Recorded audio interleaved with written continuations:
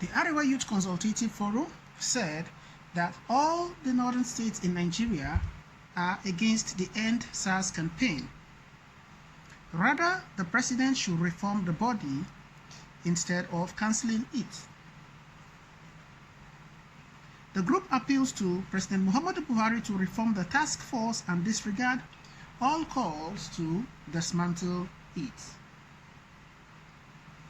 In a letter sent to the president, the group reaffirms its support to SARS, saying the body has done numerous number of commendable acts in Nigeria. In a letter signed by its national president, Arewa, the group said the body should be reformed, not dismantled, as called by numerous Nigerians. The letter reads, "Your Excellency, sir, we must not forget that SARS is a branch of the Nigerian Police Force under the Force Criminal Investigation and Intelligence Department. There are tactical ways and public relations guidelines that will be built and be maintained for proper operations. Work on that, not scrap them. Your Excellency, sir, it is important to always remember that SARS deals with crimes associated with armed robbery, car snatching, kidnapping, cattle rustling, and crimes associated to firearms, which are the hearts of insecurity in Nigeria and especially northern states. As such, we can't just sit and watch others calling for scrapping a unit that's almost the fastest option for our security in northern Nigeria. Your Excellency, sir, the Endsars campaign is basically capitalizing on the humane mistakes of some officers of the Special Anti-Robbery Squad. Instead of weighing and appreciating the other positive sides of the unit, especially as the only unit in the Nigerian police force that is more exposed to dangerous encounters. How can a people demand that Nigerian government scrap and end the deployment of Special Anti-Robbery Squad when we are already battling with chronic kidnapping, robbery, banditry, with rustling and genocide? If we end SARS, then what are we getting? What are we getting better than SARS? If the existing force cannot be reformed, how sure are we that scrapping them will not create bigger threats to our collective survival?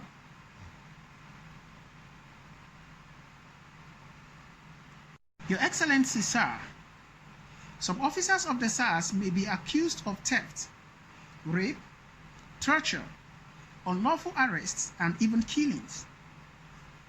No law enforcement agency is 100% clean or ever appraised by the people. If we must be rational and highly reasonable, instead of scrapping SARS to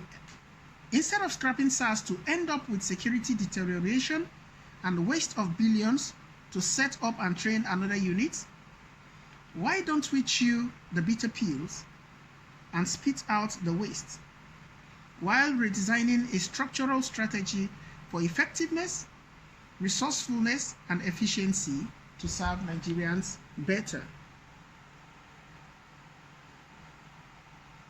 Your Excellency, sir, social media handlers, propagandists, celebrities, and protesters in the South may be relying on a petition against SARS, signed by 10,195 people.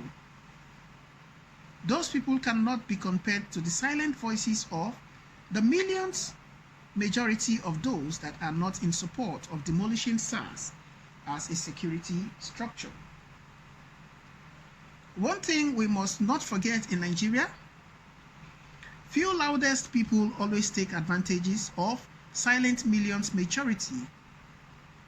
In this case, it is a matter of life and death.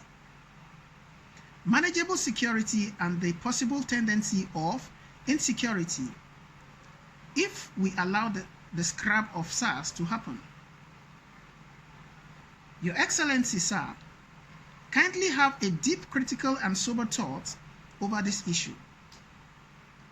Let us not allow the calls of the campaigners, both in social media, Abuja, Lagos, Ibadan, Osun, Benin, Delta, Ilorin, and Owerri to influence a decision that will affect over 150 million people in more than 24 states. In conclusion, as progressive partners of Arewa and Nigeria's peace, stability and deployment, we maintain that those calling for scrapping SARS are biased, sectional, and are only protesting in the interest of microscopic few at the detriment of the powerful majority.